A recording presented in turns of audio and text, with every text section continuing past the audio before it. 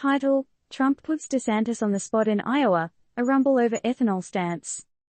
TLDR. In the latest political showdown, Trump pulls out all stops, jabbing at DeSantis' stance on ethanol in Iowa. Trump is aiming to highlight DeSantis' prior support for eliminating the renewable fuel standard, causing a stir in Iowa, a vital state in the political chessboard.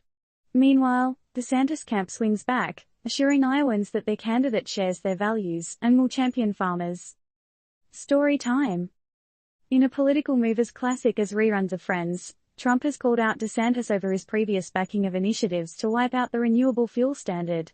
This policy compels oil refiners to stir in a minimum quota of renewable fuel into our nation's fuel each year. Sounds like a good old-fashioned battle of the fuelosophies, doesn't it? I fought for Iowa ethanol like no president in history in ethanol, period, like no president, Trump claimed. But didn't Trump leave the White House without settling this politically tangled biofuels policy issue? Talk about an awkward cliffhanger, right? DeSantis press secretary Brian Griffin wasn't having any of it.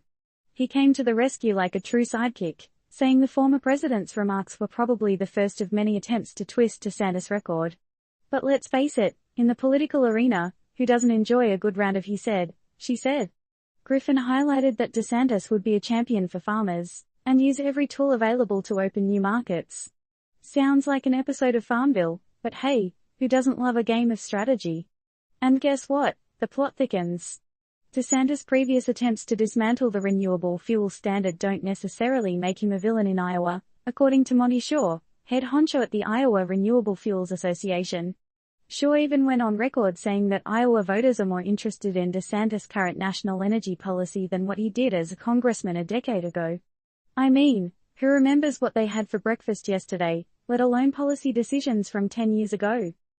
Speaking of breakfast, here's some food for thought. Could DeSantis' recent move to veto a bill mandating electric vehicles win him some brownie points with Iowa's farmers?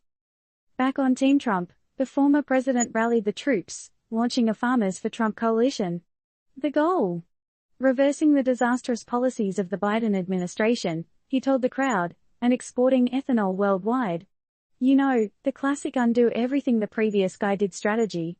But isn't it curious how Trump's track record on ethanol has been a mixed bag, with some of his actions causing economic hardship for the biofuel industry? So, what's next in this political drama series? Tune in next time to find out if Trump will refocus his renewable fuels strategy or continue living in the past. Can DeSantis convince Iowans that he's not the ethanol enemy? Parting question, as the heat turns up in this cornfield showdown, who will come out on top? Will the Farmers for Trump coalition harvest victory, or will DeSantis make a surprising comeback? And most importantly, will Iowans believe that actions speak louder than words when it comes to their precious cornfields? What do you think, folks? Your move.